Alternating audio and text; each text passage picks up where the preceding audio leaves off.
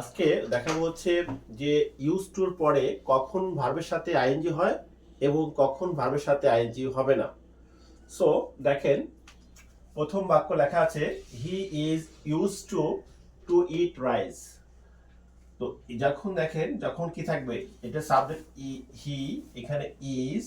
দেখেন এই যে be verb plus use to থাকলে তখন কি হবে, তখন কিন্তু প্লাস ভি1, সরি তখন কি হবে ভার্বের সাথে, তখন হবে ভার্বের সাথে আইএনজি হবে।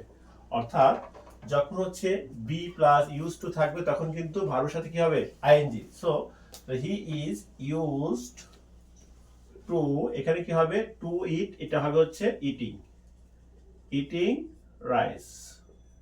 এটা 2 নম্বর বাক্য লক্ষ্য করেন, he use to swim in the river. So 2 নম্বর বাক্য হচ্ছে হি ইউজড টু, যদি ইউজ টু থাকে, শুধু ইউজ টু থাকে তখন কিন্তু ভার্বের বেস ফর্ম হবে, অর্থাৎ ভার্বের প্রেজেন্ট ফর্ম হবে। তো এখানে কি হবে, শুধু সুইম হবে, সুইম ইন দা রিভার। তাহলে তোমরা খুব সহজেই বুঝতে পেরেছো যে কখন ইউজ টু থাকলে কখন ভার্বের সাথে আইএনজি, কখন হচ্ছে আইএনজি হবে না।